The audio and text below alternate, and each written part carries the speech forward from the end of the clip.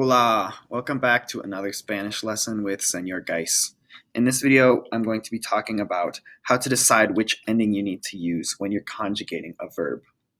So if you remember from my last video, conjugation is when you change the ending of a verb in Spanish to tell who is doing that verb, who is doing the action.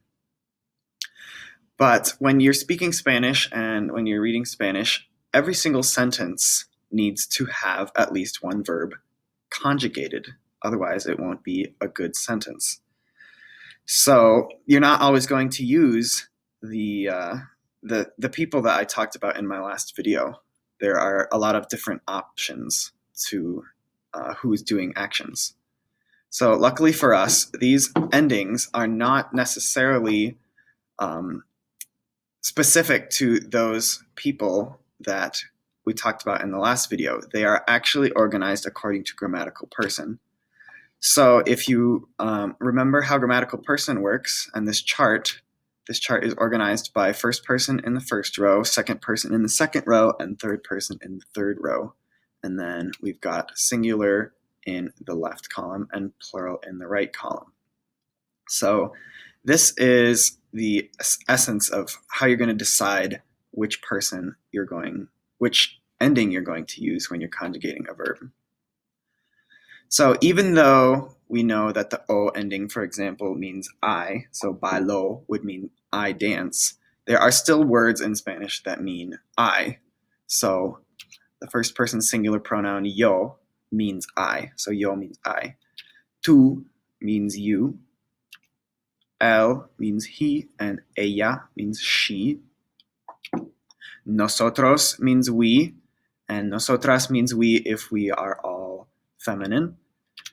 Vosotros means you all or you guys or y'all, and vosotras means y'all or you girls or y'all if you're talking to a group of girls or feminine people. Ellos means they, and ellas means they if they are all girls. There are two more pronouns here, usted and ustedes. Usted means you, and ustedes means you all. So usted means the same thing as tú, and ustedes means the same thing as vosotros. For the most part, I haven't covered this yet, and I will cover this in another video. But for now, all you need to know is that usted and ustedes are third person. So they are going to be conjugated in that bottom row of endings. So when you're conjugating, whichever pronoun you are using also needs to be matched with a verb that's conjugated to match that pronoun. So even if you say yo, you still need to conjugate whatever verb comes after it with an O. So you would say yo bailo. You can't just say yo bailar. And tú goes with the as ending. El, ella, and usted go with the a ending. Nosotros and nosotras go with the amos ending. Vosotros and vosotras go with the ais ending. And ellos, ellas, and ustedes go with the an ending.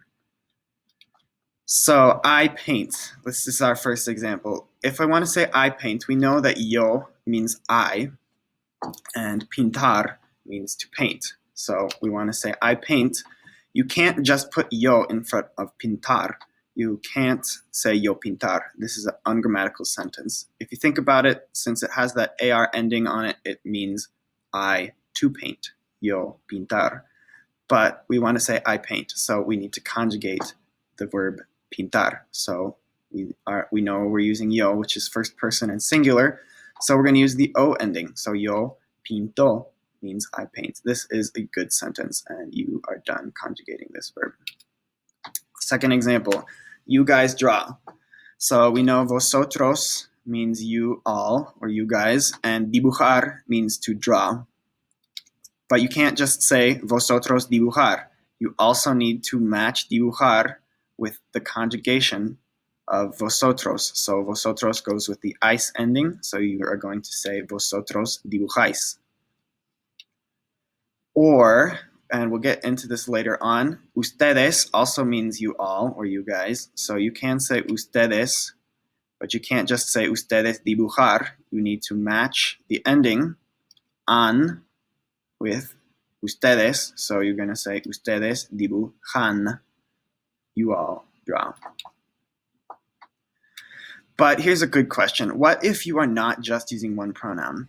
If you're not just using one of those words from the box in the last slide? Well, like I said before, it's not really based on which word you're using. It's based on the grammatical person you're talking about. So the grammatical person tells you which ending to use, not necessarily just the word in front of the verb.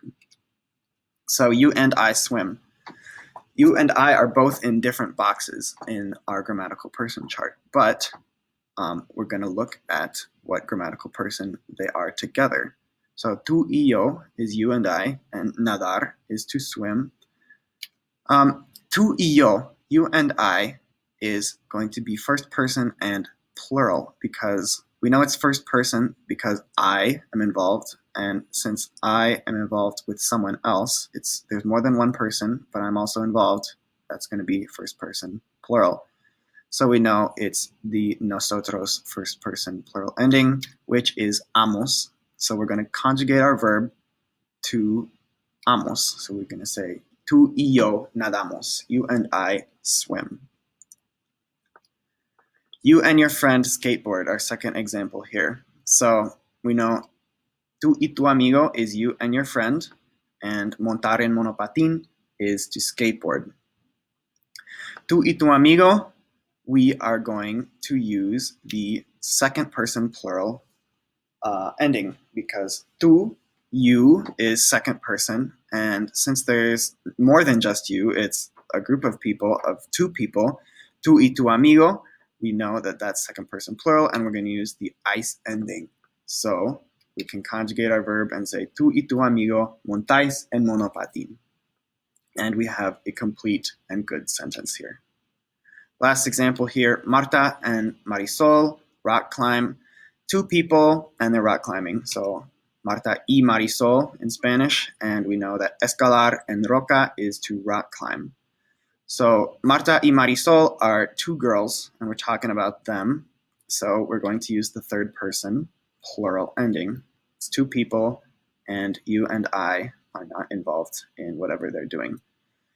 So we know we're going to use the an ending, an. So we're going to say Marta y Marisol escalan en roca. Since we conjugated the word escalar, we now have escalan and a good full grammatical sentence.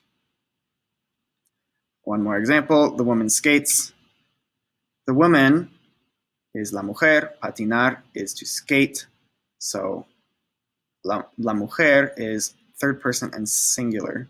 We're talking about one person, and I'm not that person and you're not that person. So we're talking about what she does. So since we're third person and singular, we're going to use the a ending. So we're going to say la mujer patina. So just to reiterate, you need to conjugate at least one verb in every single sentence you write. This is going to be super important as you continue learning Spanish, as you're going to be learning different endings to mean different things, and it's going to make you sound and write in Spanish a lot better. So just remember, grammatical person is what tells you which ending to use, and you can use these two charts. You really need to have these memorized and be able to use these charts in order to speak Spanish well.